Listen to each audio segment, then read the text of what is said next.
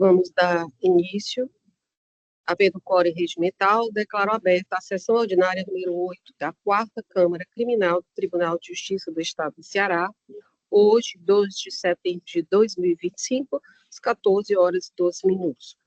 Conosco, presente, a composição integral, comigo, a desembargadora Vângela Fontinelli Pontes, desembargadora Ângela Tereza Gondim Carneiro Chaves e desembargador Francisco Jaime Medeiros Neto.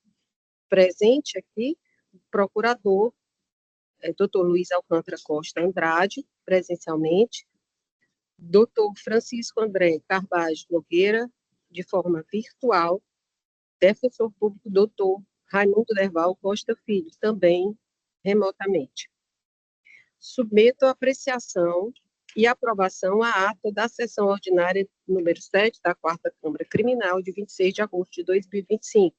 Alguma objeção? Todos de acordo? De acordo, senhor, pela aprovação. De acordo, desembargadora Vângela. Homologação dos votos, passemos às homologações dos votos que já foram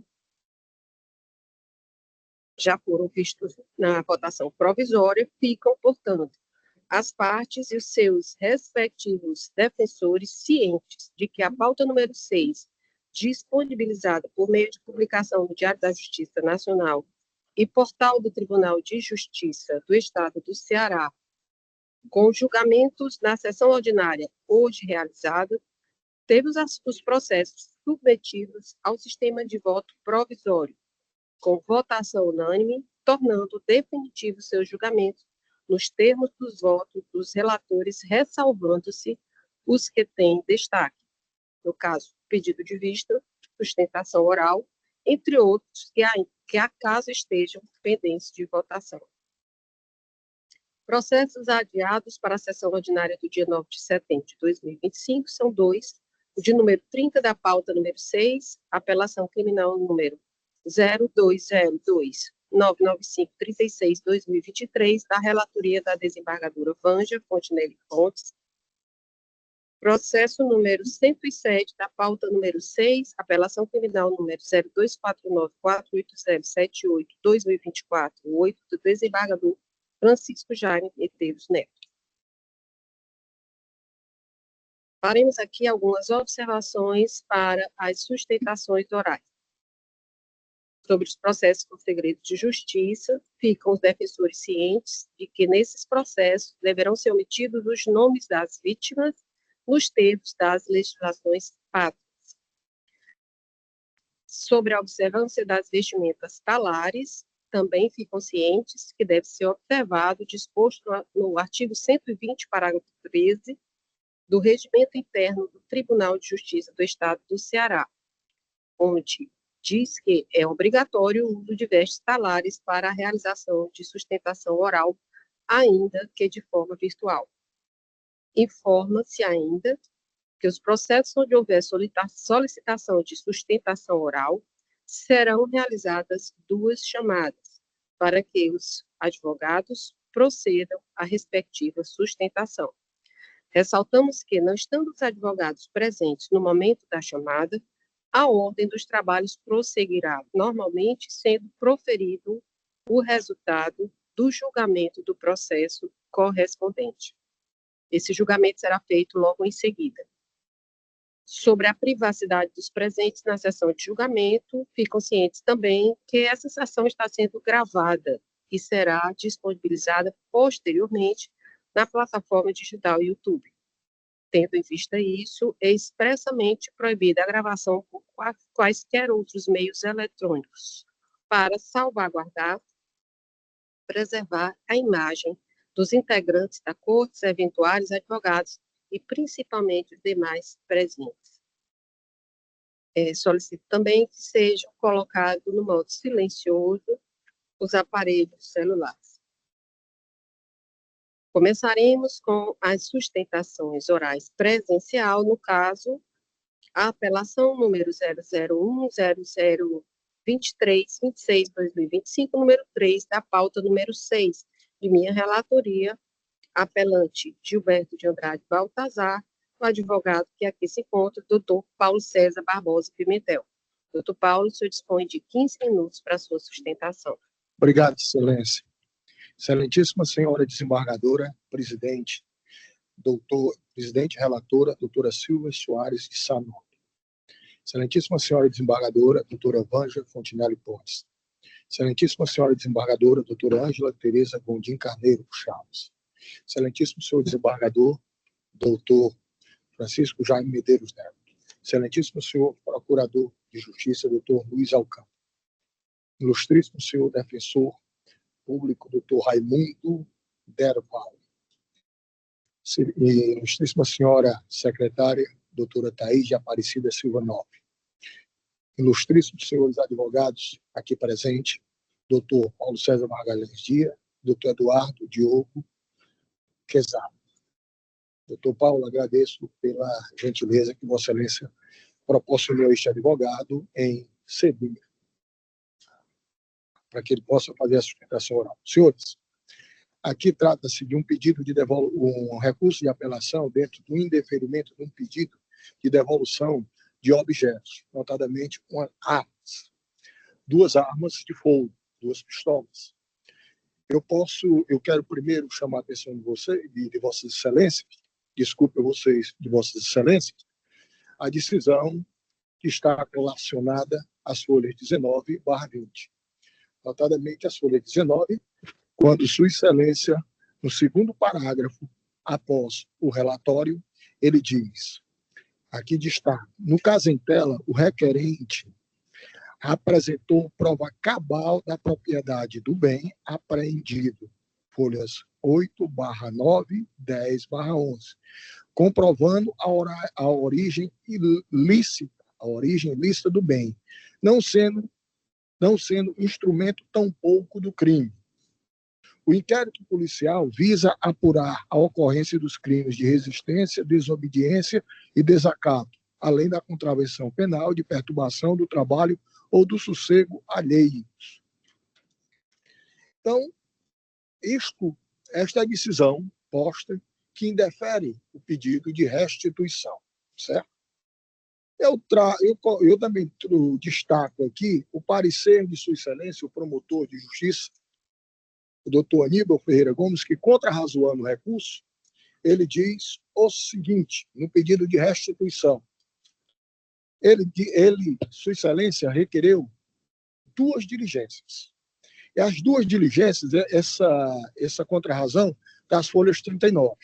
Na contrarrazão, ele diz o seguinte, acerca do pedido de restituição formulado no recurso de apelação, entende o Ministério Público pelo não cabimento, pelo seu não cabimento, em razão da necessidade da manutenção das apreensões de arma de fogo para cumprimento das diligências requeridas pelo parquet, visando robustecer o inquérito policial em referência. Então, as duas diligências que Sua Excelência diz que das contrarrazões ele dá de primeira instância para que ele diz não conhecimento, houve um equívoco aí, mas seria pelo não provimento do recurso.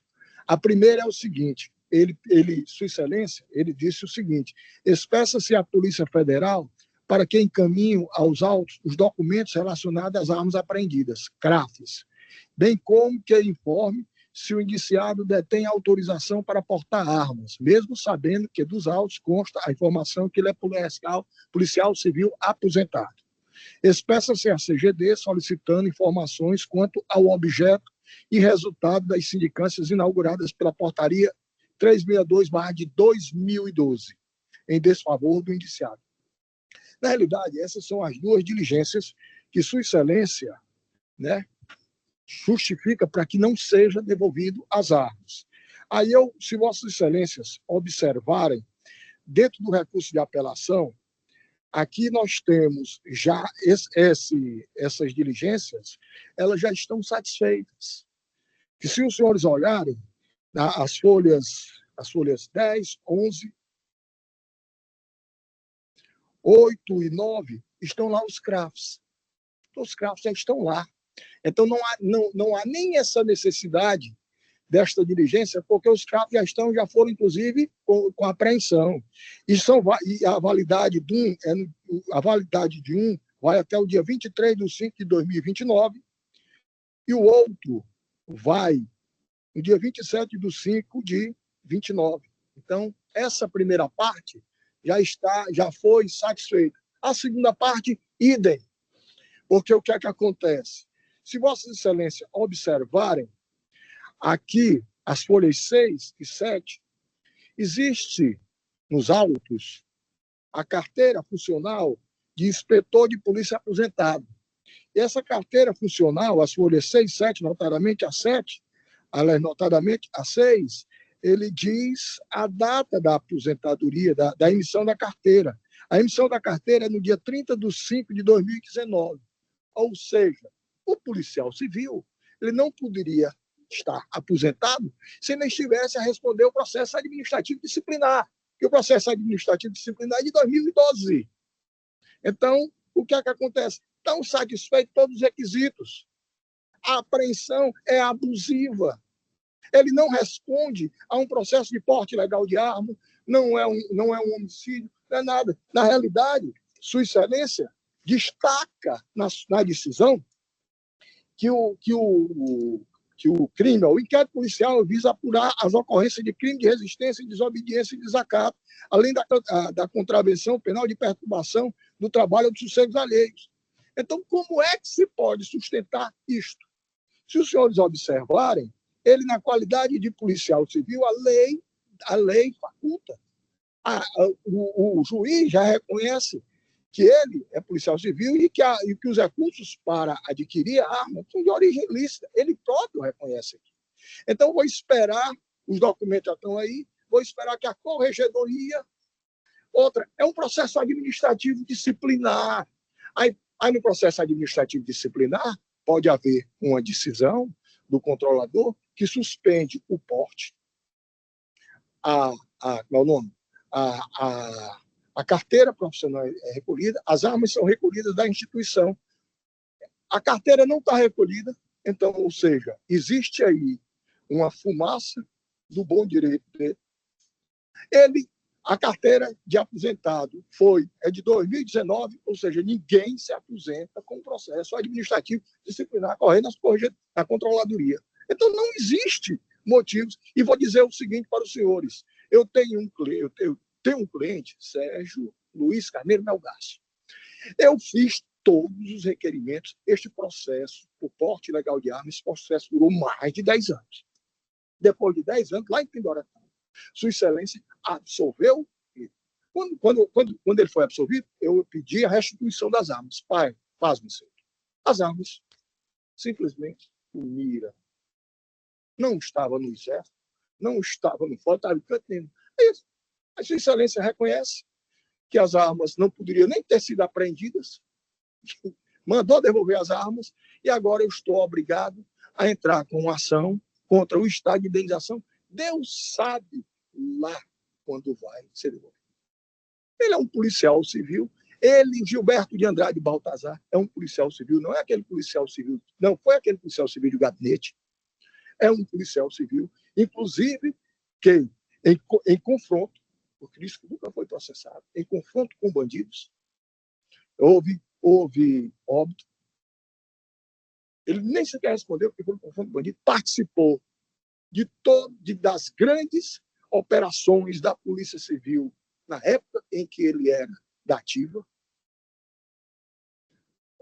andou por todas as delegacias mais perigosas que podem existir, e agora está completamente desarmado, entendeu? Sem a mínima condição de haver um problema, participar, podendo. A gente tem que retirar as armas ilegais das pessoas que não podem portar. Administrativamente, se instaura um procedimento e diga que ele não tem condição de usar porque ele está com Alzheimer. Por isso, agora, pressupor, se os senhores observarem, a Lei Orgânica da Polícia Civil, no artigo 30, parágrafo 3º, diz: são assegurados aos policiais civis em atividade os seguintes direitos e garantias sem prejuízo de outros estabelecidos em lei. Parágrafo 3º. Policiais civis, por ocasião da sua aposentadoria, conservarão a autorização do livre porte de arma de fogo válida em todo o território nacional na forma da legislação em vigor. Aí você vai para o artigo 6º. É proibido o porte de arma de fogo em todo o território nacional, salvo para os casos previstos, só para os casos previstos em legislação própria. E para item 2, os integrantes de órgãos referidos no inciso 1, 2, 3, 4, 5 do caput do artigo 144 da Constituição Federal. E vamos para o parágrafo 1º. As pessoas previstas no inciso 1, 2, 3, 5 e 6 do Código terão direito de portar arma de fogo de propriedade particular. A arma é de particular dele. Eu até agora não estou entendendo, porque de tanta formalidade pediu-se o CRAF, os CRAF estão lá. Ele tem direito a porte? Tem, ele é um policial civil. Aposentado é. Se ele é aposentado, e ele é aposentado de 2019, e o processo que Sua Excelência, o Ministério Público de primeira instância, diz, é um processo de 2012.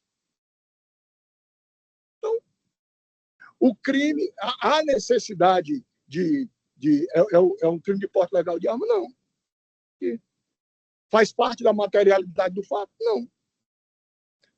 A forma como foi feita a prisão, isso justifica?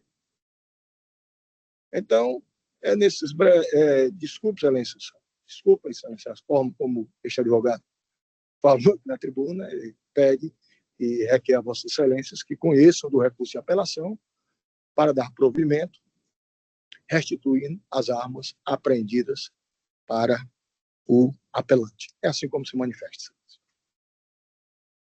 Obrigada, doutor Paulo César. A palavra, o ilustre procurador, doutor Luiz Antônio, pelo mesmo tempo. Excelentíssima senhora presidente, desembargadora Silvia Soares de Sanóbrega, excelentíssima desembargadora Ângela Fontinelli Pontes, excelentíssima desembargadora Ângela Tereza Gondim Carneiro Chaves, excelentíssimo desembargador Francisco Jaime Medeiros Neto, excelentíssimo senhor defensor público, doutor Raimundo Derval Costa Filho, ilustre advogado, doutor Paulo, que apresentou brilhante sustentação oral em defesa do seu constituinte, senhoras e senhores, Força Policial, nós estamos diante de um pedido de restituição de armas apreendidas num contexto, na compreensão do Ministério Público, e com todo respeito aos argumentos da defesa, num contexto bem diferenciado. E concordo plenamente com os argumentos de Vossa Excelência trazidos à tribuna, que nós deveríamos, enquanto sociedade, desarmar aquelas pessoas que não têm a autorização necessária para portar uma arma de fogo, ou que ponha em risco a si ou a terceiros nessa condição. E essa apreensão, diga-se de passagem, ela se deu num ambiente doméstico, que talvez seja necessário o esclarecimento se estaríamos ou não diante de uma violência, de um crime a envolver a violência doméstica, já que tinha duas pessoas trancafiadas num quarto, em que um policial aposentado se apresentava, segundo o depoimento do filho, embriagado e armado. E há um contexto, neste ambiente familiar, de resistência e desacato à abordagem policial. Portanto, se existir um risco potencial a que uma pessoa esteja embriagada e armada e resistindo a uma ordem legítima, esse é um deles. A situação aqui envolve também uma discussão, para além da discussão fática, que eu já coloquei aqui no início da minha fala, há uma discussão jurídica também, a envolver a situação de que é permitido ou é automático o porte de arma para nós, enquanto membros do poder, do Ministério Público, ou do Poder Judiciário, ou da Força Policial, ao se aposentar, é automático o porte de arma? O policial aposentado tem esta garantia automática de portar arma de fogo? Eu faço essa indagação porque há uma decisão do STJ, não é tão recente, mas já aí de 2023, em que essa questão é enfrentada ainda com base no decreto de 2014, para ser leal na minha argumentação. Onde o STJ diz: direito penal, porte de arma de fogo por policial aposentado. O porte de arma de fogo, a que tem direitos policiais, artigo 6º da Lei 10.826/2003 e 33 do Decreto 2014, não se estende aos policiais aposentados. Isto porque, de acordo com o artigo 33 do Decreto 5123/2014, que regulamenta o artigo 6º da Lei 10.826, o porte de arma de fogo está condicionado ao efetivo exercício das funções institucionais por parte dos policiais, motivo pelo qual não se estende aos aposentados. Então, nós temos um precedente aqui sobre essa discussão se o porte de arma a que tem o profissional em relação à função que exerce, e isso está previsto também no decreto atual de 2023, em que, na literalidade do artigo 53, parágrafo 1º, diz: o porte de arma de fogo é deferido aos militares das Forças Armadas, aos policiais federais, estaduais e distritais, civis e militares, aos peritos oficiais de natureza criminal, nos termos do disposto no artigo 2º da Lei 12.030, de 2009, aos militares do Corpo de Bombeiro, aos policiais da Câmara dos Deputados e do Senado Federal, detalhe, em razão do desempenho de suas funções institucionais. É óbvio, seria um absurdo desconhecer que quem dedica a vida inteira ao enfrentamento à criminalidade organizada não estaria em risco pelo simples fato também de se aposentar. Há uma razoabilidade nisso, mas quem está expondo a risco a própria família é a pessoa que pretende a restituição dessas armas. Terceiro aspecto é que, segundo o Ministério Público, e talvez o Ministério Público esteja também atento, não posso aqui sindicar a mente do colega que está atuando na primeira instância, mas talvez ele esteja também com a preocupação se seria ou não necessário se instaurar um procedimento administrativo de cassação do certificado de registro de arma de fogo. Por quê? Porque são elementos que demonstram a perda do requisito de idoneidade para portar arma de fogo, entre outros, a existência de mandado de prisão cautelar ou definitiva, o indiciamento em inquérito policial pelas práticas de crime e o recebimento da denúncia da queixa-crime. Fatos que precisam esclarecer não é especificamente, com todo respeito aos argumentos do Dr. Paulo, não é especificamente a existência ou não do registro. Não se está discutindo isso. Está se discutindo a questão de que interessa para a investigação criminal, interessa para esclarecimento de outros fatos que possam, pelo menos a narrativa fática, possa ser demonstrado, como a violência doméstica, a manutenção de pessoas aprisionadas num quarto, e até a necessidade de se saber a real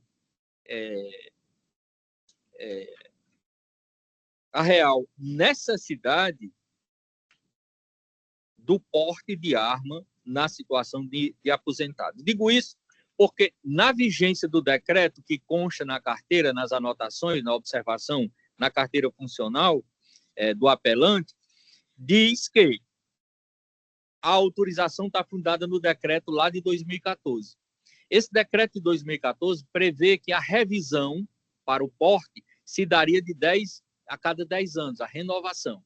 Portanto, a submissão a exames psicológicos, a aptidão de tiro, etc., tudo isso estaria nesse espaço de 10 anos. No decreto atual, esse prazo foi encurtado para 3 anos.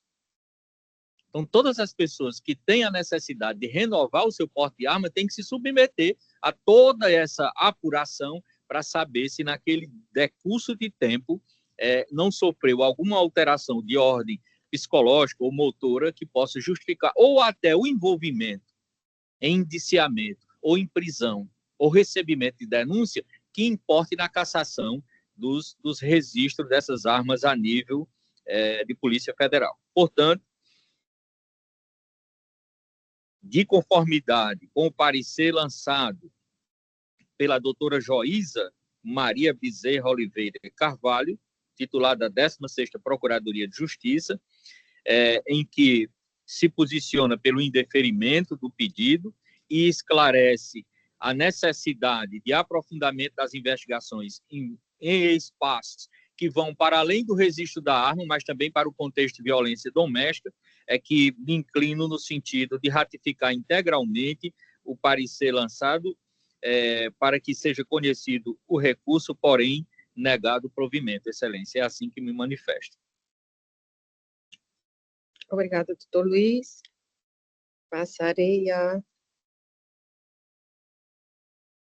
proferir meu voto, pedindo licença para ler somente a proposta de ementa, mas não antes de parabenizar pela defesa aqui proferida.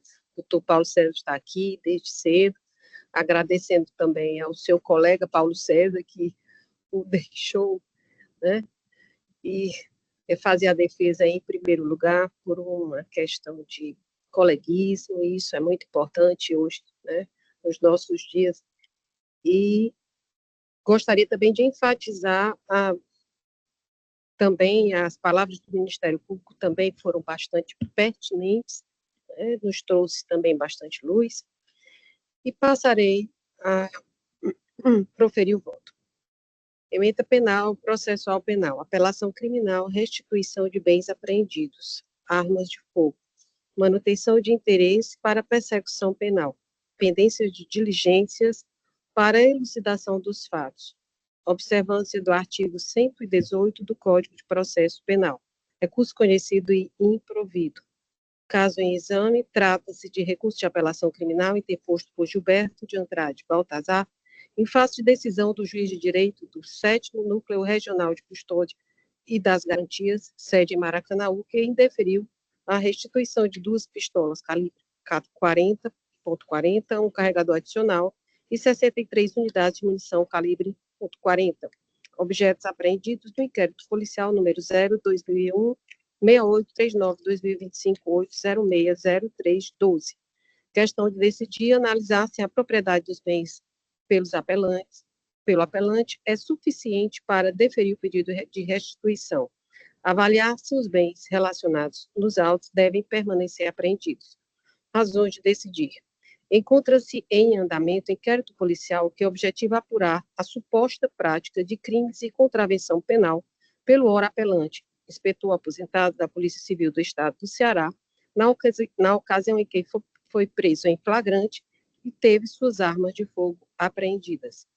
Para a defesa, por não guardar relação com os fatos sem apuração, bem como por tratar de armas de fogo devidamente registradas, o Estado cumpre o dever de restituí-las ao apelante.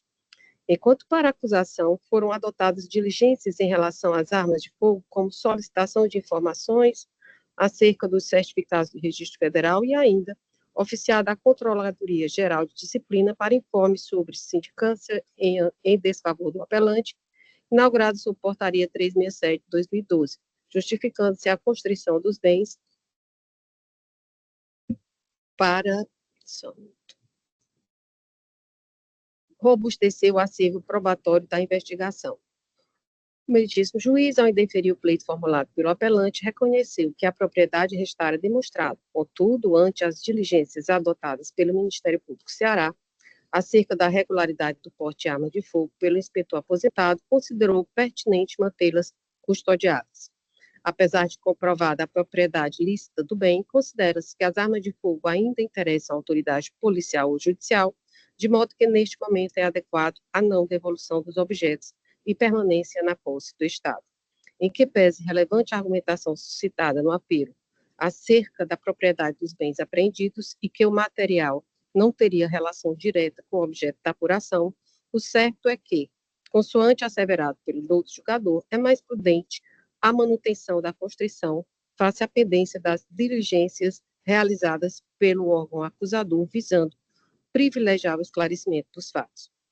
Recurso conhecido e improvido.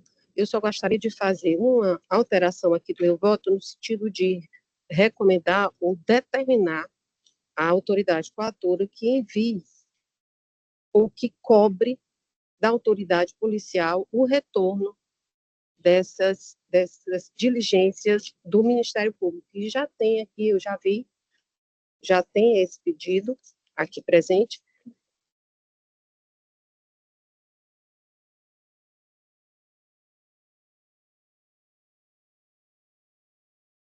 Eu vi aqui tudo que está aqui dentro, mas nas diligências do Ministério Público, que estão todas aqui, não existe só os CRAFs, existe também a solicitação de informações contra a sindicância, né, da sindicância, e o 3, eu entendi perfeitamente, doutor, e ouvi atentamente, e realmente não diz respeito só a essas. Ainda tem a terceira, que é a localização, qualificação e inquirição dos familiares que estavam presentes no imóvel do local da ocorrência, sobretudo as mulheres, mulher e sogra, considerando a informação já constante dos autos de que as mesas estavam trancadas em um cômodo do imóvel.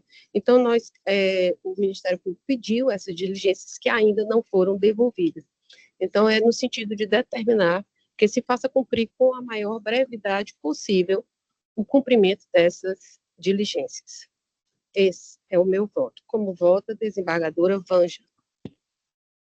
Obrigada, senhora presidente. Cumprimento Vossa Excelência, a desembargadora Ângela, o desembargador Jaime, o doutor Luiz Alcântara, a Defensoria Pública, os advogados aqui presentes na pessoa deles, saúdo todos os advogados que estão virtualmente, os dois Paulo César, o Magalhães e o Pimentel, assim como o doutor Quezado.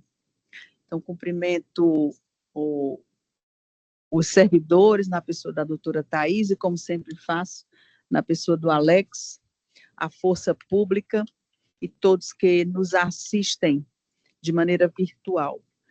Senhora presidente, eu ouvi atentamente a sustentação oral do doutor Paulo Pimentel e do Ministério Público e o voto de Vossa Excelência, e eu confirmo o voto provisório lançado no sistema, acompanhando Vossa Excelência. Obrigada, desembargadora Vângela. Desembargadora Ângela. Muito obrigada, Excelência. Também, meu boa tarde aos dois doutores, Paulo César Dias e Pimentel, desembargadora presidente, Silvia, desembargadora Vângela, desembargador Jaime, representação da Defensoria Pública em videoconferência, Ministério Público aqui, presencialmente, doutor Luiz Alcântara, Força Policial, servidores do tribunal, meu cordial boa tarde. Doutor Paulo César, eu confirmo meu voto provisório, e quando a desembargadora Silvia liberar o voto, Vossa Excelência vai perceber que não há dúvidas quanto à propriedade das armas que foram apreendidas. A cautela do desprovimento do recurso reside exatamente na pendência desse ofício. Vossa Excelência diz, não, mas esse procedimento administrativo disciplinar é de 2012, se houvesse algum óbice ao porte de arma, em 2019, quando ele se aposentou, haveria alguma restrição nesse sentido. Entretanto, como vai explicitado no voto, cujo inteiro teor será liberado daqui a pouco, a cautela reside exatamente na natureza do delito que ele está sendo processado e na necessidade dessas informações. Eu achei muito prudente, Vossa Excelência, acrescentar ao voto a recomendação de agilidade, notadamente pelo que Vossa Excelência disse, doutor Paulo, sobre a questão da cautela na guarda desses armamentos. Então, essa alteração que Sua Excelência, desembargadora Silvia, relatora, fez em sessão, atende também a essa argumentação que Vossa Excelência defendeu aqui neste julgamento. Então, acompanho, confirmo o voto provisório com essas achegas e com essa inovação que Vossa Excelência fez em sessão. É como o voto. Obrigada, desembargadora Ângela. Na verdade, eu pensei em uma determinação. Outra Câmara, desembargadora Silvia, Nós nós fazemos tínhamos sempre um debate recomendação. bastante acirrado. A desembargadora Edna, que saiu recentemente da Corregedoria, ela defendia que nós não poderíamos determinar, né, apenas recomendar, porque dentro da liberdade de convencimento e da autonomia do magistrado de primeiro grau, nós, como magistrados apenas de segundo grau, mas não teríamos essa, digamos assim, essa ordem hierárquica para determinar. Era o que ela defendia na outra Poderemos Câmara, e sempre ela substituía essa determinação por recomendação, uma sugestão, né? Então, foi por isso que eu me posicionei, talvez até pela experiência que eu trouxe da terceira Câmara Criminal, na verdade, eu sempre coloco recomendação, com certeza, mas no caso seria uma determinação aqui, porque ainda está na fase inquisitorial e já tem um pedido de março para que se devolva. Era por isso que eu estava aqui, para que se faça cumprir esse expediente. Era só essa a questão. Não, pois eu acompanho. Então, declaro o resultado por unanimidade, recurso conhecido e desprovido nos termos do voto da relatora, com determinação à autoridade coatora para que solicite o retorno com a maior brevidade possível das recomendações. Obrigado, doutor Paulo César. Próximo voto, próximo processo, habeas corpus número. Esse aqui, 062-7795-16-2025, número 9 do roteiro extra-pauta. Relatoria da desembargadora Vânia, paciente Antônio Irã da Silva Dias e advogado doutor Paulo César Magalhães Dias. Pois não, doutor Paulo, o senhor dispõe de 15 minutos a partir desse momento. Obrigado, excelência. Queria cumprimentar todos os representantes dessa corte, em nome da nossa desembargadora Vânia, que é a relatora desse habeas corpus. Do outro representante do Ministério Público, prazer aqui estar na presença de Vossa Excelência, servidores da Justiça, colegas advogados, Força Policial, nos dando apoio aqui na segurança. Saudar também todos os presentes de forma virtual. Excelências, o presente habeas corpus, ele visa trazer a Vossas Excelências uma nulidade dentro de uma queixa-crime, de uma ação penal, o qual nós questionamos a nulidade da citação e todos os atos decorrentes dela. Nós podemos apresentar a Vossas Excelências os autos na sua integralidade, no sentido de fazer prova pré-constituída. Quando nós dissemos que foi ingressado com essa queixa-crime contra o paciente supostamente teria sido intimado para fazer parte para se apresentar à audiência de conciliação, o oficial de justiça deu uma certidão nos autos dizendo que o intimou por meio de um número de telefone.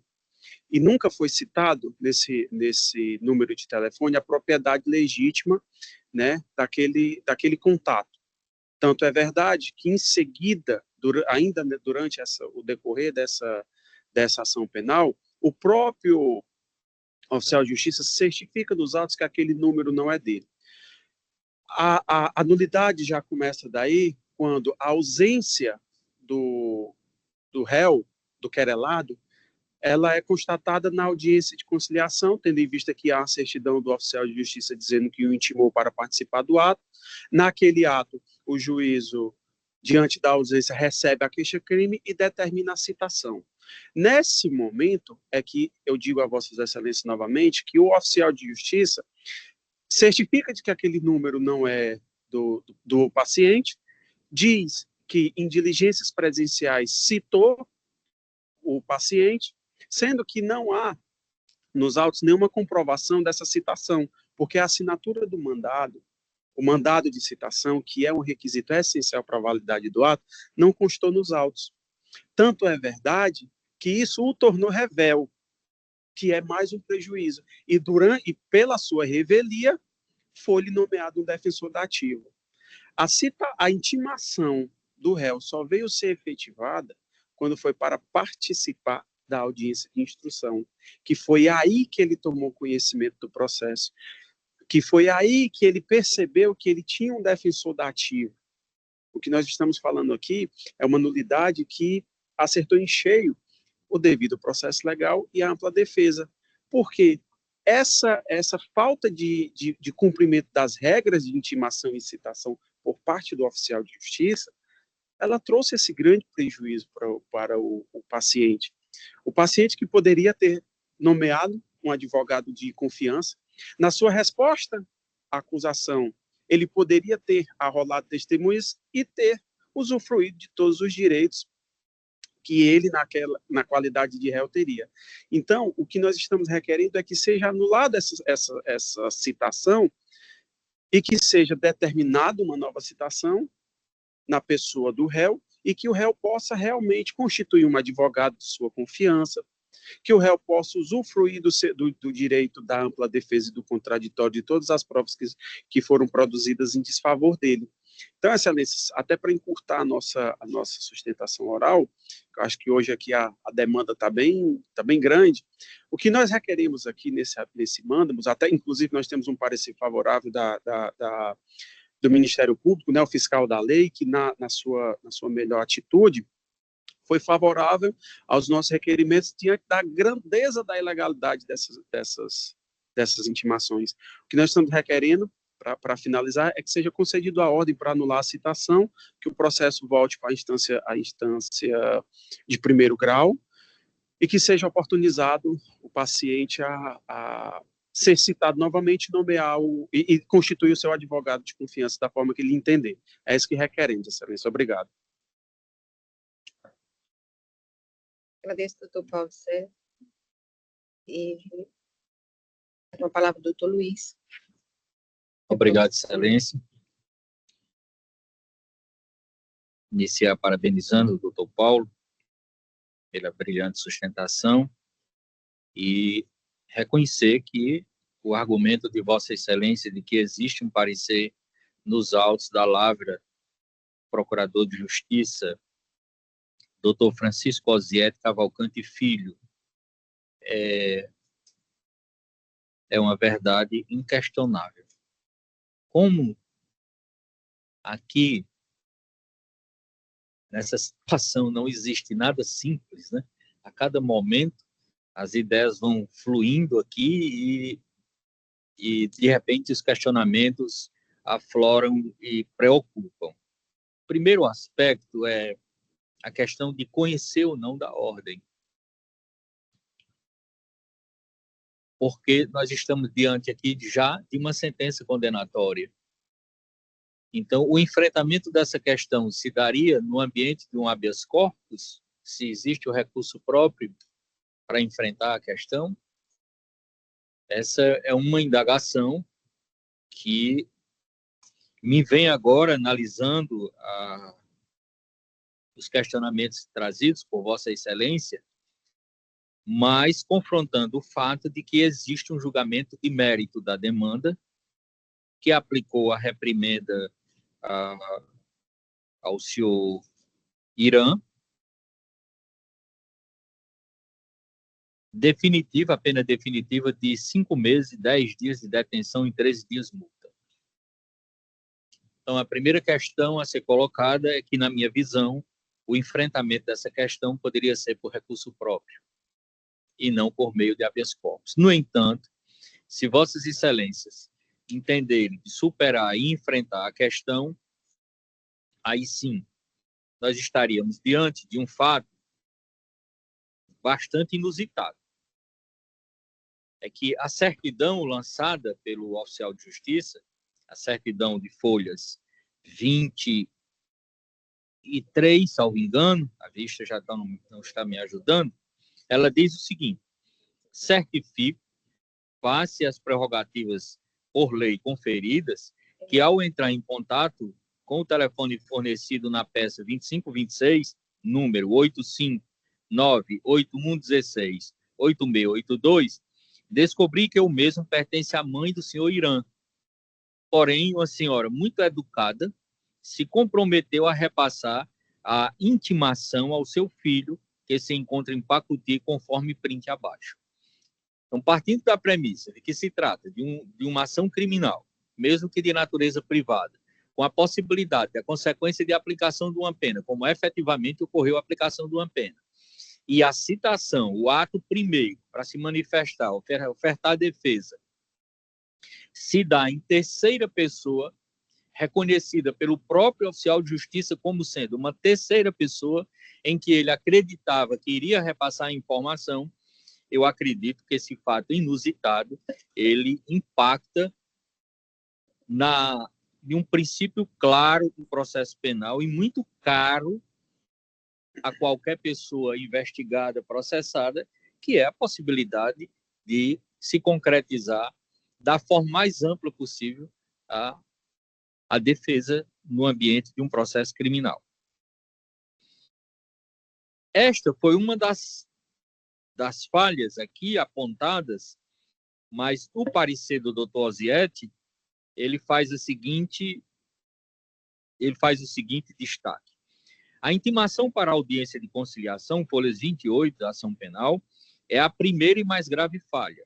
A comunicação foi dirigida a um número de telefone que pertence à genitora do paciente e não a ele. A jurisprudência pátria é firme ao exigir que as intimações por meio eletrônicos garantam a ciência inequívoca e pessoal do intimado. A simples certificação de que a mãe do querelante repassaria a mensagem não é suficiente para validar o ato, pois não há prova de que a informação foi efetivamente recebida pelo paciente. E faz o destaque também da posição das exigências para que se considere válida uma citação dessa natureza. E aqui a própria defesa ajuda a compreender essa situação com que o Ministério Público está concordando, no seguinte aspecto: a jurisprudência do STJ admite, em tese, atos processuais por WhatsApp, mas exige 3 elementos de autenticidade. Primeiro, o número do citando, ter a certeza de que aquele número pertence efetivamente à pessoa a receber a comunicação do ato processual. Segundo, a confirmação escrita e foto individual, precedentes do HC 641-877 do Distrito Federal e no recurso em habeas corpus 159-560 do Rio Grande do Sul. Portanto, esses requisitos não estão atendidos. Em resumo, excelências, temos a questão prejudicial de não conhecimento por existir recurso próprio para enfrentar a questão diante de uma condenação criminal. Superada essa questão, o Ministério Público ratifica integralmente o parecer lançado nos autos da lavra do Procurador de Justiça Francisco Ozietti Cavalcante Filho, no sentido da concessão da ordem e declarar a nulidade absoluta dos atos processuais praticados na ação penal privada número tal, a partir da audiência de conciliação de folhas 43 e 44. É assim que me manifesto, excelência. Obrigada, doutor Luiz.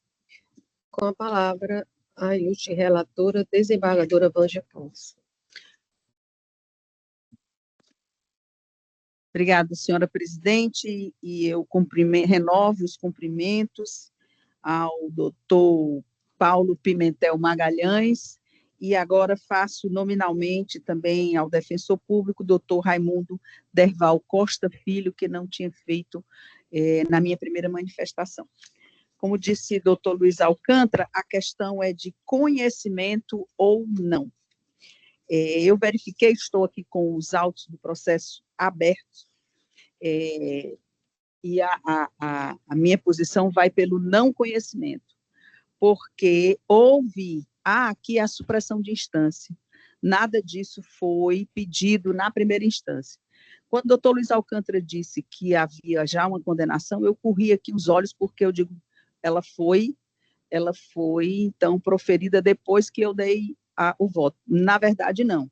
O processo está ainda com eu estou aqui, a última audiência ocorreu no dia 7 de 7 de 2025, e no dia 10 foram apresentados os memoriais. Então, o meu voto vai aqui no sentido do não conhecimento, e alguma nulidade que deva ser arguída, eu acho que está no momento próprio, que são os memoriais. Então, pedindo as devidas vênias, tanto ao doutor Pimentel, doutor Paulo Magalhães, quanto ao Ministério Público, eu apresento o projeto de ementa aos meus pares. Direito processual penal, habeas corpus alegada nulidade de intimação e citação, supressão de instância, inexistência de constrangimento ilegal, não conhecimento. E aí eu passo direto para as razões de decidir, pedindo aí a compreensão. O habeas corpus não pode ser conhecido quando as matérias suscitadas não foram previamente submetidas à apreciação do juízo de origem sob pena de supressão de instância. A análise sobre a eventual nulidade processual deve ocorrer, em primeiro lugar, perante o magistrado de primeiro grau, especialmente quando o processo se encontra em fase de apresentação de memoriais finais, momento adequado para a defesa suscitar as teses pertinentes. Então, o habeas corpus, o voto é pelo não conhecimento. É como voto, senhora presidente? Obrigada, desembargadora Vângela. Como vota a desembargadora Ângela? Renovando também os cumprimentos, eu recebi o doutor Paulo César virtualmente sobre este habeas corpus, assim como recebi os memoriais escritos e, de fato, doutor Paulo, eu acho que não há como avançar a partir do não conhecimento. O voto da relatora me convenceu no sentido de que, na instância primeva, no andar e no momento processual que se encontra a queixa-crime, há ampla possibilidade de a defesa arguir todas essas nulidades em preliminar de alegações finais para que seja observado pelo juiz de primeiro grau.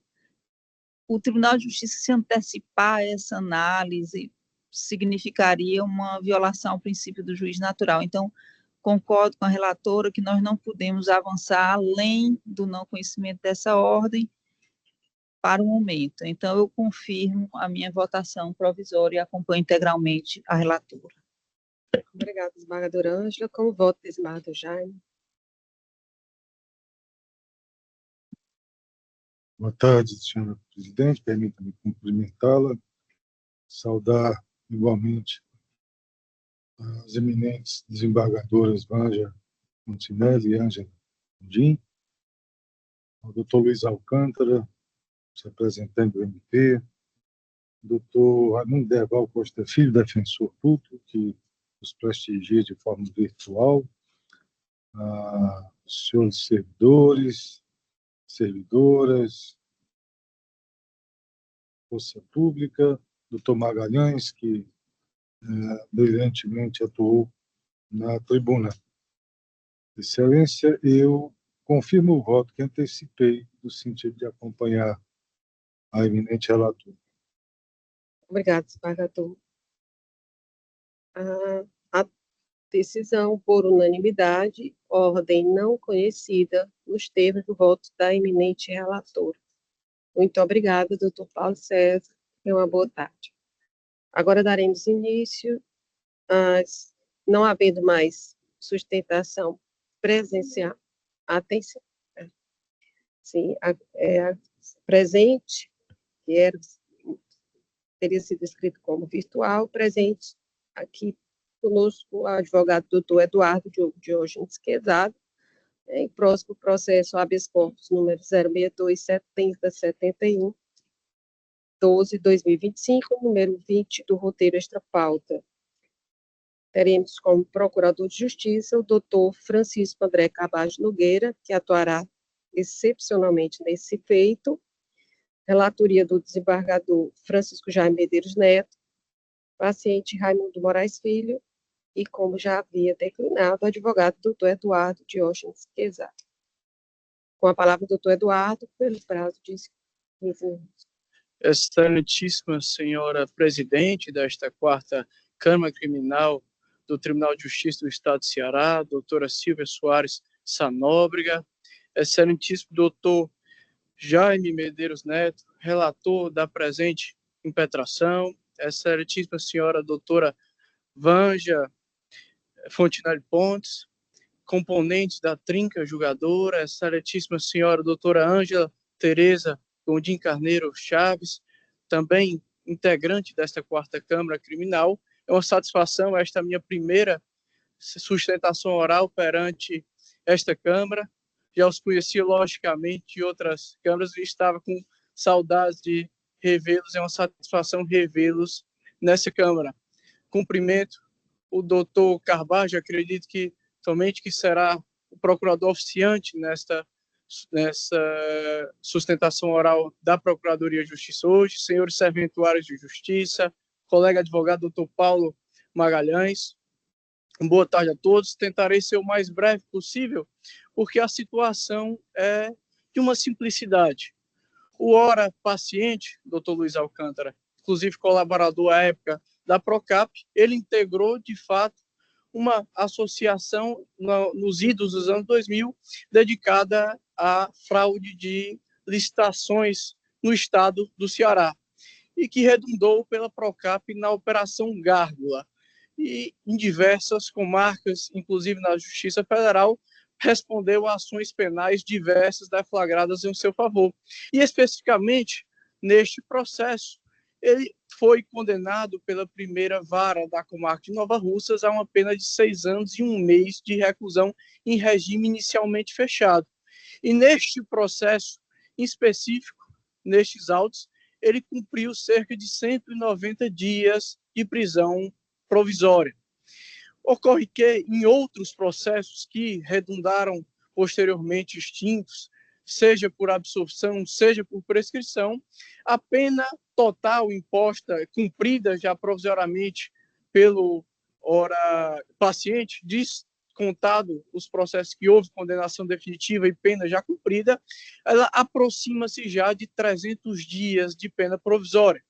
Em razão disso, considerando o tempo de pena aplicada, o ora paciente requereu ao juízo coator que fosse expedida a carta-guia, independente de seu recolhimento prévio, à prisão, para que o juiz da execução pudesse, doutora Silvia, analisar eventuais direitos, como a alteração do regime ou até uma saída antecipada, que pudesse evitar o cárcere tão gravoso para quem já passou mais de 300 dias recolhido provisoriamente, e fatos que hoje distam quase 15 anos dos delitos então praticados.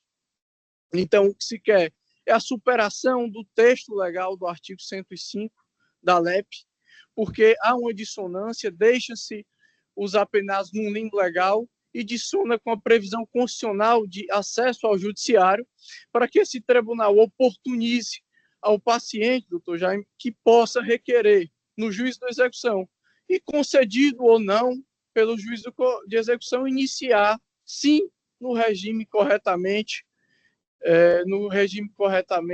fixado, evitando que ele seja eventualmente recolhido ao cárcere de forma mais gravosa.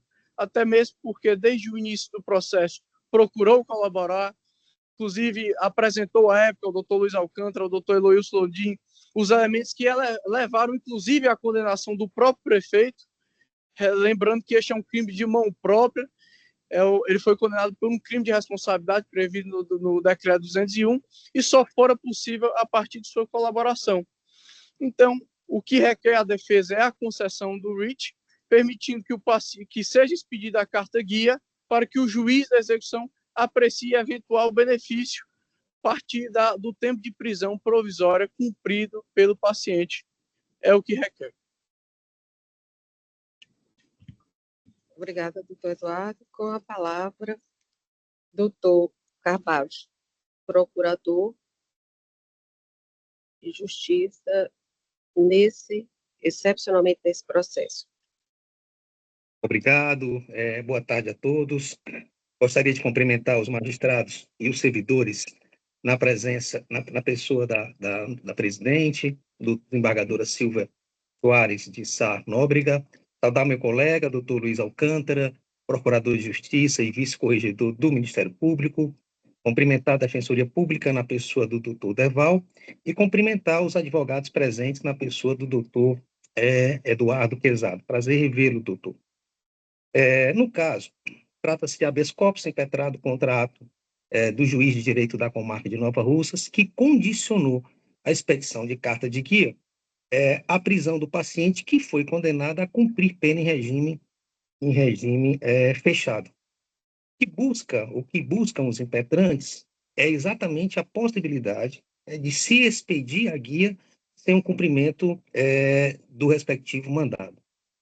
Me parece, no caso, como já bem está salientado no parecer, que a concessão... só um instantinho. A concessão do Wright implica em desobediência a texto expresso da lei. Então, o que se busca, que os impetrantes buscam, é rechaçar o texto expresso da lei, uma vez que os artigos 674 do CPP e 105 da Lei de Execução Penal, eles apontam como requisito para a expedição da carta, da guia de recolhimento, visando o cumprimento de pena em regime fechado, a prisão do condenado. Então, a guia de recolhimento, conforme ensina NUT, abre aspas, somente será emitida quando o réu, após o trânsito em julgado da sentença condenatória, vier a ser preso, ou se já se encontrar detido, fecha aspas, né? Isso está no livro Curso de Execução Penal, primeira edição. É de se registrar que, neste caso, não se aplicam as resoluções 417/21 e 474/22 do CNJ, posto que essas estão relacionadas ao cumprimento de pena privativa de liberdade em regime aberto ou semiaberto, o que não é o caso, né, do paciente, que deve cumprir pena em regime fechado. Então, eu reitero o parecer, a manifestação já lançada nestes autos pelo Ministério Público, no sentido de se conhecer e denegar a ordem impetrada. É a manifestação do Ministério Público, senhora presidente. Muito obrigado. Obrigada, doutor André Carvalho. Francisco André Carvalho Nogueira. Muito obrigada. E, com a palavra, o ilustre relator, desembargador Jaime Medeiros Neto. Obrigado, Excelência, mais uma vez renovando os cumprimentos a todos, em especial ao doutor Quezado, doutor Carvalho, que abrilhantaram essa sessão com suas exposições.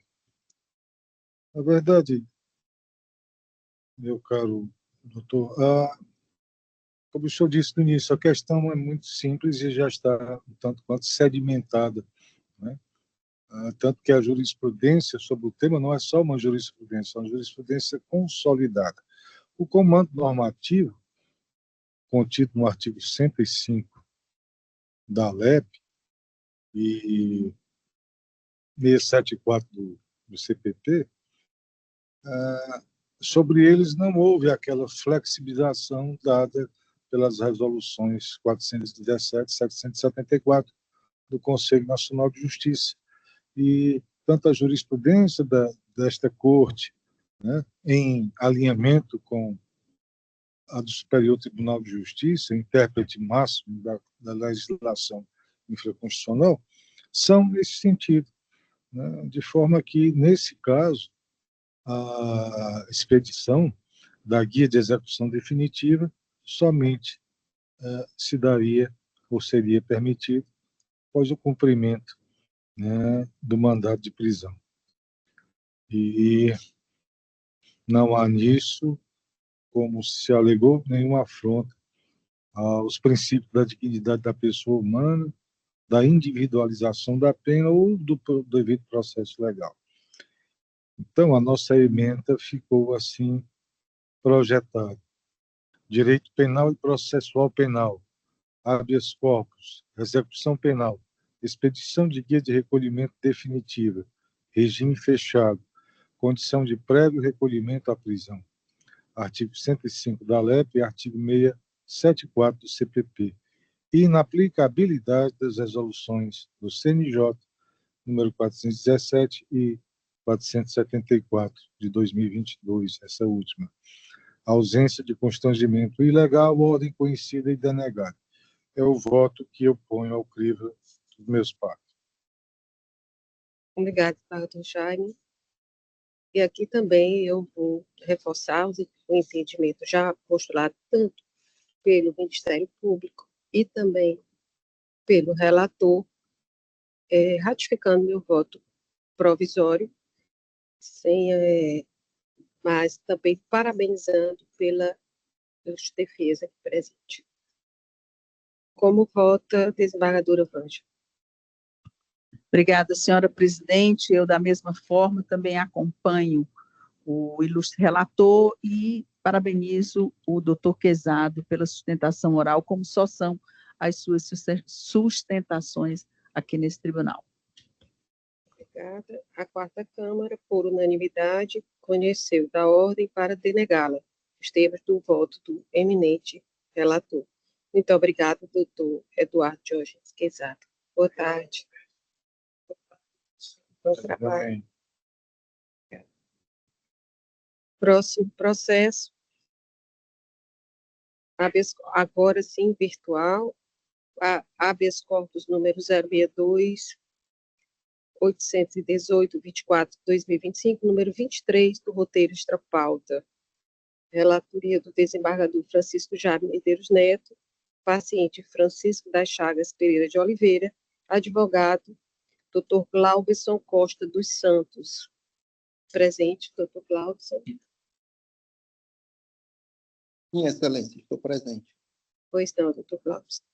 O senhor dispõe, a partir de agora, de 15 minutos. Obrigada. Excelentíssima senhora desembargadora presidente desta colinda Câmara Criminal, doutora Silvia Soares de Sanóbrega, excelentíssimo senhor desembargador Francisco Jaime Medeiros Neto, relator, que em seu nome cumprimento os componentes desta eminente emérita Câmara Criminal do Tribunal de Justiça do Estado do Ceará, douto Procurador de Justiça do Ministério Público, eminente defensor público, eminentes colegas advogados presentes ao ato, meus cordiais cumprimentos aos serventuários do Judiciário cearense, aqui representados pela doutora Thaís de Aparecida da Silva Nóbrega. Excelências, em síntese, é sabido de que em sede de execução da pena, o recurso cabível é o agravo em execução. Porém, só é cabível o referido recurso quando existe decisão nos autos, o que não é o caso. Em virtude disso, merece ser conhecido o presente habeas corpus. O habeas corpus tem previsão constitucional e é um remédio jurídico que protege o direito fundamental de ir e vir, impedindo ou corrigindo prisões e ameaça à liberdade de locomoção que sejam resultado de ilegalidade ou abuso de poder. No presente caso, o ora paciente está sofrendo constrangimento ilegal por parte do juiz da execução da pena da comarca de Camusim, aqui, autoridade coautora. Haja vista que não analisa o pedido apresentado nos autos da execução, que pleiteia a extinção da punibilidade pelo cumprimento integral e ou progressão de regime. Portanto, a demora injustificada por si só é o suficiente para o conhecimento do presente remédio constitucional e, por conseguinte, a concessão da ordem para conceder, mesmo que seja de ofício, extinguir o feito pelo cumprimento integral da pena, uma vez que a pena já foi cumprida, ou na hipótese de não compreender dessa forma, que seja concedida a progressão de regime do paciente para o regime aberto, para cessar o constrangimento ilegal sofrido pelo paciente, determinando a retirada do monitoramento eletrônico. Chamo a atenção dos senhores desembargadores para o seguinte fato. Vejamos, a autoridade coautora aduz que houve violações no cumprimento da pena. Contudo, as supostas violações ocorreram no ano de 2022.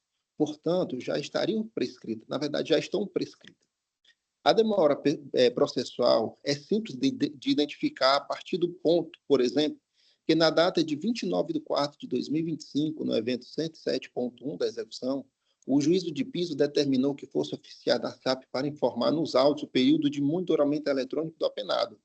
Todavia, até o presente, ou seja, até hoje, a data de hoje, não houve resposta do referido ofício. Não obstante, no evento 112.2, consta o comprovante de envio do pertinente ofício, datado em 29/4 de 2025. Ainda no contexto de demora processual, o acordo proferido por esta colenda Câmara, no qual por unanimidade conheceu e determinou a ordem para determinar que o juízo de piso empreendesse celeridade na condução do feito. Me permita só fazer a leitura aqui do número do habeas corpus, o 062 39 59 35 deste ano, tendo como eminente relatora a desembargadora Vângela Fontinelli Pontes, em que determinou que o juízo de piso desse celeridade. A fim de verificar a situação executória do paciente seja devidamente apreciada, conforme decisão que repousa no evento 118.1. Pois bem, da decisão do acordo até a presente data, decorreu mais de 3 meses, sem que o pedido de extinção e ou progressão de regime fosse apreciado. Para finalizar, no ato de apresentar informações desse habeas corpus, hora em julgamento, o magistrado, em 28/7, determinou novamente que fosse oficiada a SAP para, no prazo de 5 dias, apresentar certidão de tempo de monitoramento do reeducando.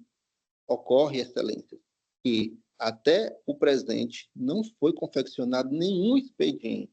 Excelência, o paciente foi preso em regime fechado pelo período de quase 4 anos, ou seja, do dia 7/9 de 2014 até o dia 1/8 de 2018.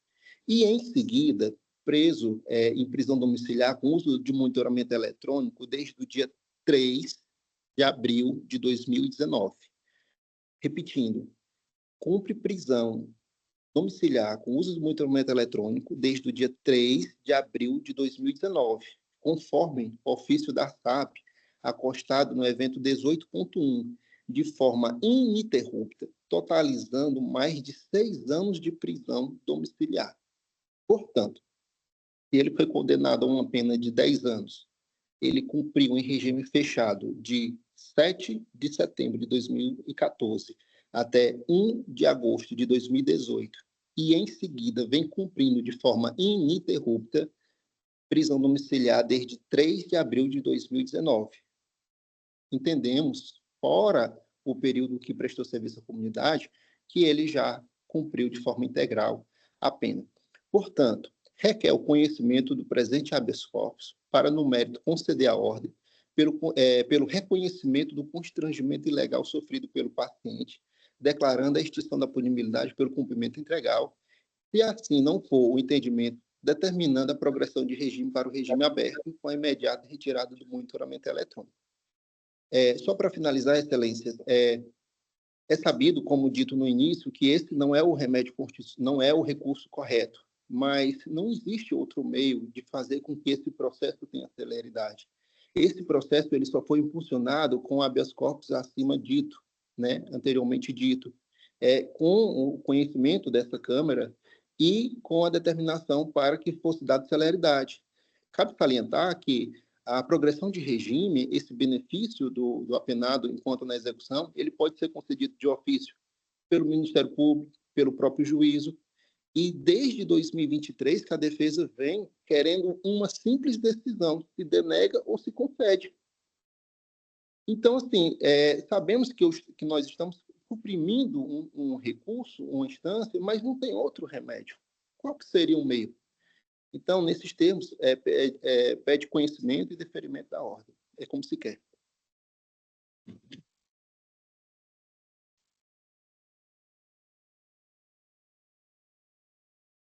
Obrigada, doutor Glauson. Com a palavra, doutor Luiz Alcântara, pelo mesmo tempo. Obrigado, Excelência. O parecer sobre essa matéria foi lançado pelo excelentíssimo Procurador de Justiça, Dr. José Raimundo Pinheiro de Freitas, e se manifesta pelo não conhecimento do habeas corpus. Peço todas as vênias ao meu colega, mas não tenho condições de acompanhar o HC, o parecer lançado da forma que se encontra os fatos nesses autos. Bem, nós estamos diante de um problema em que há um descontrole no acompanhamento da execução criminal em relação ao paciente. E eu digo que existe esse descontrole porque estes fatos já foram objeto de análise pela excelentíssima desembargadora relatora, doutora Vângela Fontinelli, que em situação anterior identificou essa situação e decidiu liminarmente concessão da medida liminar. Vou resgatar a data. –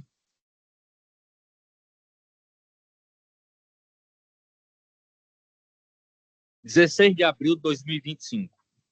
Nessa oportunidade, a excelentíssima desembargadora relatora concluiu: defiro a medida liminar a fim de determinar que a autoridade impetrada, no prazo de 10 dias, dê andamento ao feito executório.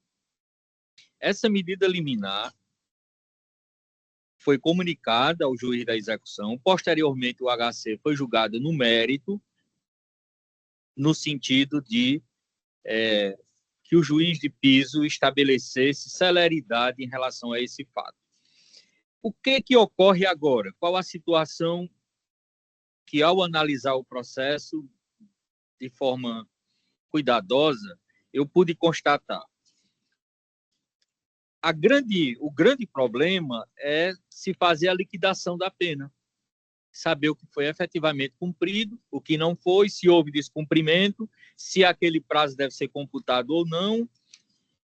E no momento em que o magistrado, lá de Cambucim, analisou o feito no sentido de conceder ou não a regressão de regime, ele fez a elaboração do cálculo. Está na folha 180 dos autos, onde o magistrado diz: ante o exposto, determino a regressão cautelar do apenado, ele havia descumprido as condições, Francisco das Chagas Pereira de Oliveira, para o regime prisional fechado. Espeça-se mandado de prisão válido até 30/3/2032, a ser cadastrado no Banco Nacional de Mandados de Prisão. Elabora o seguinte cálculo de liquidação da pena. E aí ele vem reconhecendo que a pena foi de 10 anos, que foi cumprido 4 anos, 9 meses e 24 dias, fez todos os abatimentos possíveis, inclusive em relação a estudo, 180 horas de leitura, convertido em 63 dias de pena, prestação de serviço à comunidade. E aí, na data de 22 de abril de 2020, quando foi prolatada a sentença, o magistrado diz: pena restante a cumprir, 5 anos, 2 meses e 6 dias. Qual é a grande discussão aqui? É que nem foi expedido o mandado de prisão para efetivamente assegurar a regressão do regime para o fechado pelo descumprimento, e o apenado continuou na situação de prisão domiciliar com monitoramento eletrônico, como está até hoje.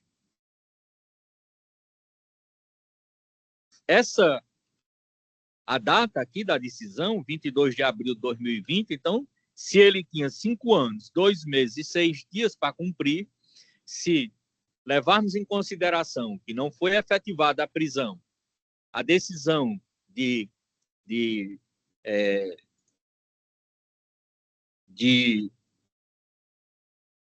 regresso ao regime fechado, por descumprimento das condições, não foi efetivamente cumprida a decisão, ele continuou na situação de regime de prisão domiciliar e o monitoramento eletrônico.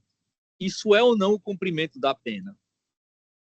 Se isso é o cumprimento da pena, e aqui eu me coloco que efetivamente ele está cumprindo a pena, porque competia ao Estado e sabia que ele estava naquela condição e conhecia a condição, competia ao Estado ter cumprido o mandado de prisão, ter regredido para o regime fechado e lá aguardar as condições pessoais para ou progredir ou aguardar o cumprimento da pena na sua integralidade. O Estado não fez isso, mas também não o liberou do cumprimento da pena na forma que ele estava cumprindo. Então, se dissermos que isso não é válido, porque tem uma decisão de 2020 dizendo que havia regressão, nós vamos dizer que uma pessoa cumpriu mais de 5 anos de prisão domiciliar e com tornozeleira eletrônica, que não vai aproveitar em nada no cumprimento da pena. E por que eu digo que o Estado sabia da situação do apenado? É porque consta dos autos a informação oriunda da Secretaria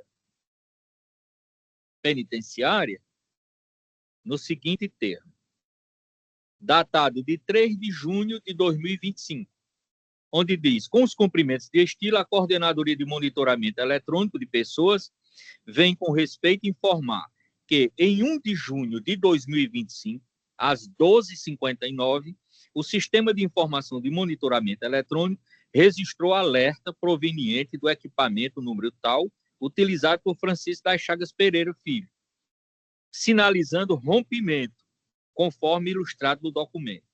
Esse rompimento se deu do dia 1º até a data de comunicação, que foi dia 3 de junho, significando dizer que o Estado tem pleno conhecimento de que a pessoa paciente nessa impetração estava cumprindo pena em regime domiciliar e mediante monitoramento eletrônico. Diferentemente, seria se, ao ser decretada a prisão e a revogação para o regime fechado, lá em 2020, ele estivesse na condição de foragido. Mas ele está na condição de cumprir pena. Então, na minha compreensão, é possível o conhecimento do HC de ofício, não no sentido de implementar agilidade na apreciação do feito, mas do reconhecimento do cumprimento da pena. A pena de 10 anos, se levarmos em consideração que restaria 5 anos e 2 meses, e a decisão é de 2020, nós teríamos 21, 22, 23, 24, 25. Então, no dia 22 de abril de 25, abril mais 2 meses, maio e junho, no dia 22 de junho, o paciente efetivamente implementou o tempo de 10 anos de cumprimento da pena. Fiz uma pesquisa no Banco Nacional de Mandados de Prisão. A pesquisa em nome de Francisco das Chagas Pereira de Oliveira resultou negativa. Portanto, não existe mandado de prisão expedido e nem registrado no sistema. Por essas razões, Excelência, eu,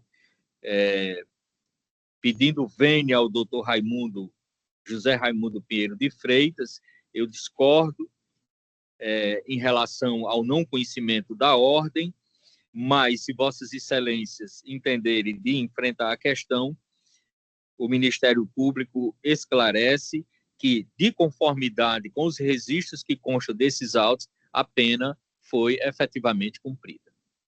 É como me manifesta, Excelência. Obrigado, professor Luiz.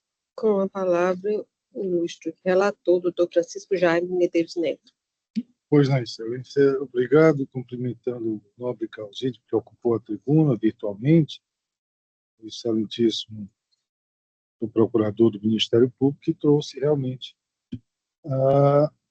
jogou algumas luzes nesse caso, porque, veja, nós sempre fomos do entendimento de que o habeas corpus não é sede de debate sobre algo ou qualquer matéria que exija dilação probatória, muito menos de cumprimento de pena, de sentença, indulto, né? Todas essas matérias que exigem um recurso próprio e ao crivo do juízo das execuções penais. Mas nesse aspecto em particular, sublinhado e ressublinhado pelo Ministério Público, o titular desta demanda, eu, para uma melhor análise, peço o adiamento desse feito para que eu possa.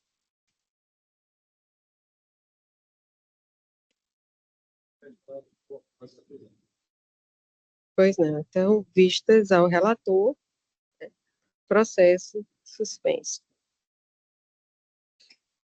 Próximo Próximo processo, apelação número 000-267790-2019, número 7 da pauta número 6. De minha relatoria, apelante Francisco Ademir Barbosa, advogado doutor Anderson Rodrigues dos Santos. Presente, doutor Anderson.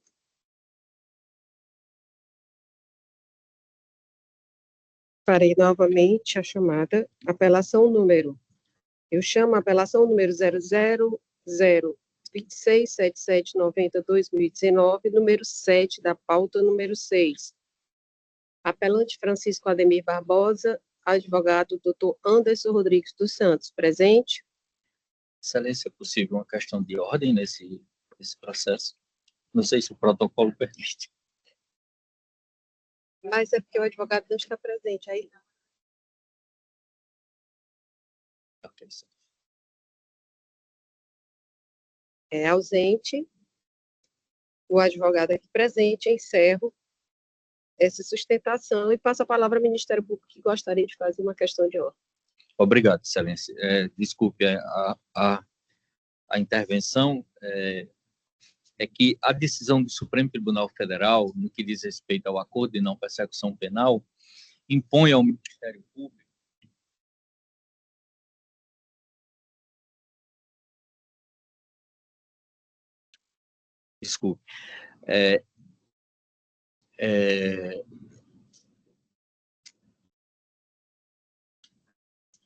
me dirijo a esse colegiado no sentido de ressaltar a decisão do Supremo Tribunal Federal no que diz respeito à possibilidade de ofertar acordo de não persecução penal, mesmo nos processos que estejam em grau de recurso.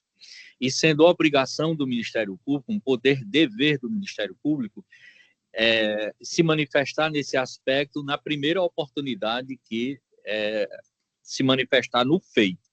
E como essa é a primeira oportunidade que eu estou a enfrentar essa questão, e ao analisar esse processo, eu percebi que na sentença, houve o reconhecimento do tráfico privilegiado, a pena aplicada é uma pena abaixo de 4 anos, os antecedentes das pessoas envolvidas, em tese, autorizam a celebração do acordo de não persecução penal.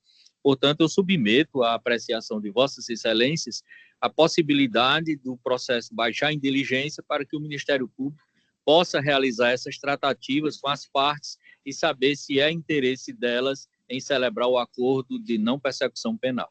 Obrigado, Excelência. Diante da proposta do Ministério Público, na qualidade de relatora, eu posso admitir essa diligência no sentido de concordar e também gostaria de ouvir a desembargadora Ângela e a desembargadora Vanja a respeito. Obrigada, senhora presidente. Eu concordo plenamente, porque o Instituto do Acordo de Não Persecução Penal é exatamente a discricionariedade do Ministério Público. É ele que pode propor. E se o Ministério Público se dispõe a fazer isso, não há por que discordar da proposta. Muito grata, Excelência, mas pelo que eu entendi, desembargadora Vanja, na verdade, ainda não se trata da oferta do ANPP, mas o retorno de diligência para se verificar se estão preenchidos os requisitos, não é isso? E eu queria só aqui, já que nós estamos em debate, indagar ao excelentíssimo Procurador de Justiça como é que estão sendo recebidas essas decisões no Ministério Público, porque a decisão do Supremo diz que o ANPP, já que pode ser ofertado até o trânsito em julgado, ele deve ser oferecido na instância em que se encontrar o processo. E esses processos que estão em grau de recurso, os procuradores estão oferecendo ou estão retornando ao Ministério Público só por uma questão de curiosidade da operacionalização desses procedimentos? Eu gostaria de indagar como é que estão sendo feitos isso lá, esses acordos lá. Pois não, Excelência. Eu individualmente defendi no âmbito do Ministério Público de que seria mais objetivo e traria mais efetividade se os acordos fossem celebrados na primeira instância, onde o promotor conhece o caso, conhece o cotidiano da pessoa envolvida, mas a decisão tomada a nível de instituição é que se cumpra fielmente a decisão do Supremo e os acordos estão sendo celebrados a nível de segundo grau. Lá no meu gabinete eu já fiz 2 acordos, já foi homologado aqui por decisão do desembargador Henrique Jorge. As tratativas são todas feitas no âmbito do Ministério Público, comunica-se formalmente que chegou-se àquele acordo e se afere voluntariedade, legalidade, etc. Então, tudo está sendo feito a nível de segundo grau, com os procuradores e os desembargadores, sempre no segundo grau. Obrigada, doutor Luiz, pelos esclarecimentos, porque eu percebi que estava havendo uma certa... Desculpe, desembargador Ângela, é porque eu recebi... eu que lhe peço desculpas, porque a palavra está com Vossa Excelência. Porque na verdade, eu recebi algo nesse sentido, de o próprio Procurador de Justiça solicitar que a audiência fosse realizada aqui no Tribunal de Justiça, e eu fiquei um tanto quanto surpresa com essa provocação, e por isso que eu lhe pedi essas explicações, porque no primeiro grau, normalmente, o promotor realiza a audiência, inclusive coletando a confissão do investigado e verificando todos os requisitos, e só após essa aceitação é que os autos são remetidos ao juízo para uma homologação. Inclusive, havia, até onde eu estava, eu era integrante do Ministério Público, havia também uma certa divergência se a presença do promotor de justiça seria indispensável a essa audiência homologatória, já que ele firmou o acordo e fez a audiência, e eu me lembro que havia muita dissidência em relação à obrigatoriedade do Ministério nessa audiência de homologação. Então, assim, foi importante eu saber que já no segundo grau, nas procuradorias de justiça, esses acordos estão sendo, e isso já está pacificado, não é isso? Muito obrigada. Então, eu queria só fazer aqui um adendo. Eu inicialmente, eu achava que, porque o artigo 28 da lei, ele é bastante claro, é uma discricionariedade do Ministério Público. Então, e antes do oferecimento da denúncia. Então, o Supremo modificou essa interpretação, que, a meu ver particular, não é, para mim, a mais correta, mas, como disse o doutor Luiz Antônio, realmente não há o que se discutir, mas é uma decisão do Supremo, ela tem caráter vinculante, então cabe a nós simplesmente cumpri-la. Então, desembargador Ângelo, foi muito bom Vossa Excelência ter falado, porque eu, de fato, fiz a troca. Não é para o oferecimento, mas para que sejam avaliados os requisitos, se há o cumprimento dos requisitos, se há possibilidade de se cumprirem os requisitos nos termos em que está aqui colocado. Então, eu agradeço a Vossa Excelência e porque me deu tempo de fazer essa correção. Eu mesma, viu, desembargadora Vanja, antes dessa decisão do Supremo, eu, em alguns votos meus, em que eu reconhecia, em sede de recurso, uma desclassificação ou aplicação de um privilégio, eu mandava ao Ministério Público, mas sem saber direito quem iria fazer essa avaliação, na verdade, né? Mas agora eu já sei que nos votos a gente já pode encaminhar, inclusive, para a Procuradoria de Justiça. Ponto classificado. Então, nesse sentido, suspende-se o julgamento, baixa-se em diligência para verificar, para o Ministério Público verificar sobre a possibilidade de aplicação do acordo de não persecução penal. No caso, os autos serão enviados ao procurador titular da presente ação. Correto? Passemos ao próximo processo, apelação número 0011-407-94-2019, número 104 da pauta, número 6. Relatoria do desembargador Francisco Jaime Medeiros Neto, apelante Oswaldo Gilvan Marcelino Araújo, advogada doutora Djanira Pereira Bororó de Freitas. Aqui presente em nossa sala virtual.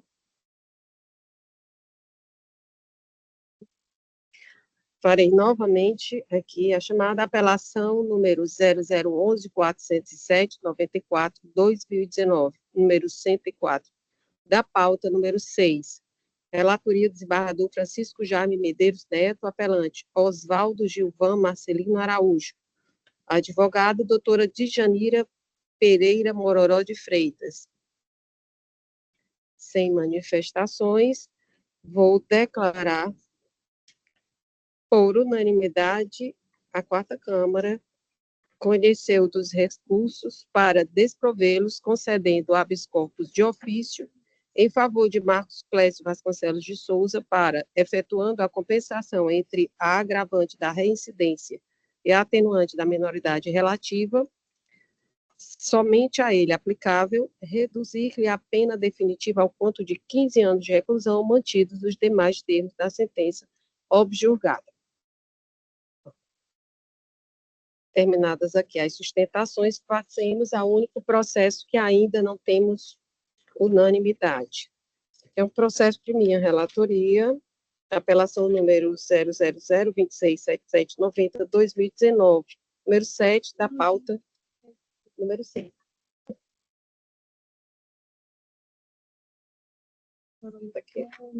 Não, isso aí para sustentação.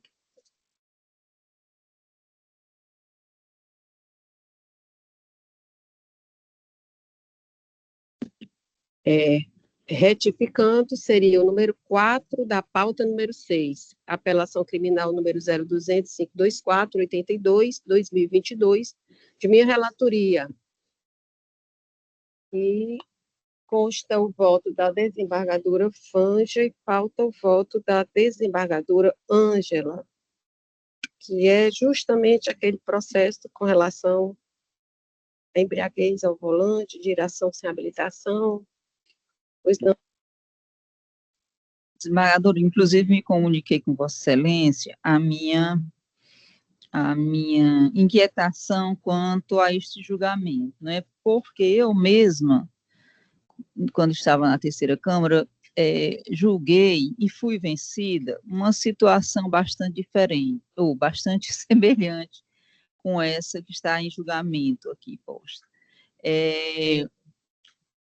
Aqui no caso, o apelante foi encontrado pela Guarda Municipal, embriagada, o exame de alcoolemia acusou a embriaguez, e ele estava com o veículo parado no acostamento, eu acho que na altura de Pacajus, se não me trai a memória. Exatamente. E dormindo sozinho no veículo, desembargador Jaime. E assim, o que é que me chamou a atenção, desembargador Banjo, Vossa Excelência já votou acompanhando a relatora, é porque ele estava sozinho no veículo. Conquanto o veículo estivesse parado, seguramente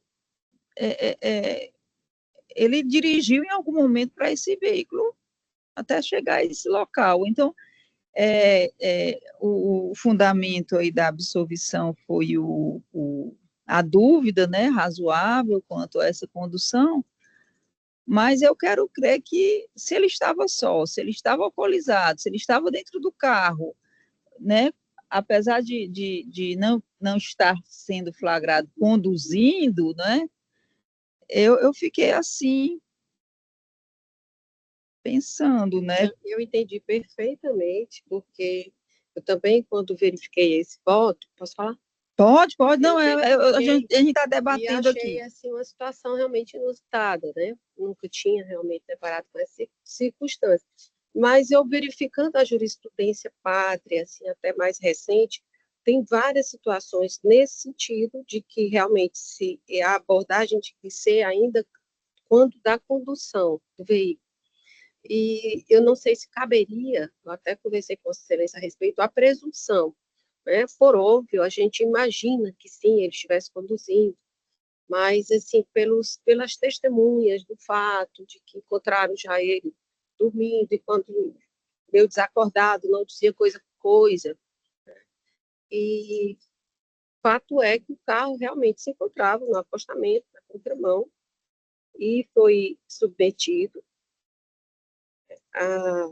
aos exames, mas do decorrer da instrução, ele se manteve silente, né, no caso, e as outras testemunhas vieram corroborar o que já tinham dito em sede policial. Realmente encontraram o carro, então, como eu disse, dá para a gente até presumir, mas eu não sei até que ponto a gente pode fazer essa presunção pelo fato de não ter sido flagrado conduzindo o veículo, entende?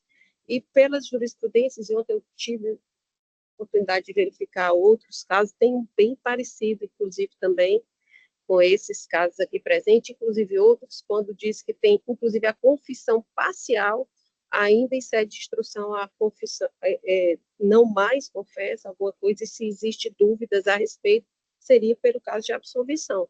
Foi por esse motivo que eu trouxe esse voto, mas estou aqui para debater. De fato, ele é um caso inusitado. Mas eu vou ficar com a relatoria, desembargadora Ângela, por causa exatamente do verbo central do tipo penal. E também porque, como não se tem a prova de que ele estava dirigindo, nós podemos fazer várias presunções, inclusive a de que ele chegou ao veículo e ali ficou parado. Ele poderia ter a intenção de dirigir, mas não fez pelo estado em que ele se encontrava. Então, são muitas as presunções do caso. É possível que ele tenha dirigido embriagado? Sim, é possível. Mas nós não temos, eu não vi como encontrar essa prova com a segurança necessária para uma condenação. Por isso é que eu me manifestei apoiando e votando com o indúbio pro réu. Então, desembargadoras, eu vou me curvar à colegialidade e acompanhar a relatoria. Declaro a quarta Câmara, por unanimidade, em aplicação ao princípio indúbio pro réu, absolveu recurso conhecido e provido para absolver o réu Josivaldo Viana da Silva. Sou informada aqui pela doutora Thais que julgamos hoje, na sessão de hoje, 132 processos. Quero fazer também, quero dar minhas felicitações em nome da quarta Câmara ao servidor Leandro, lotado aqui na quarta Câmara Criminal, que fez aniversário na última sexta-feira. Então, nosso parabéns. Demora na próxima. E dá-se ainda existe alguma proposta, alguma moção? Excelência, por favor. Só agradecer. Hoje é o último dia que eu estou atuando aqui na quarta Câmara. Agora retornarei só em novembro. Agradecer a forma carinhosa e respeitosa com que foi recebido e externar a minha felicidade de estar aprendendo aqui a cada dia e a cada processo. Muito obrigado, Excelência. Nós é que agradecemos.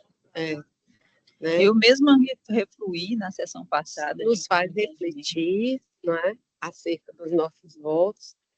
Nós agradecemos muito e já solicitamos o retorno breve.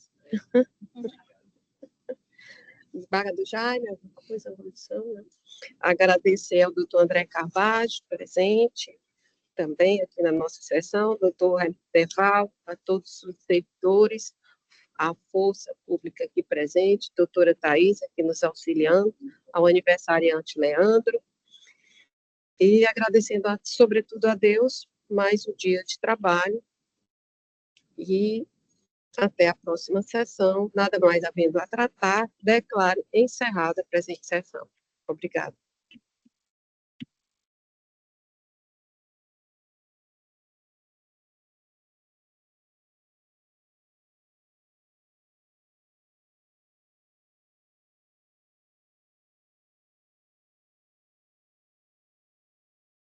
Boa tarde a todos. Até a próxima.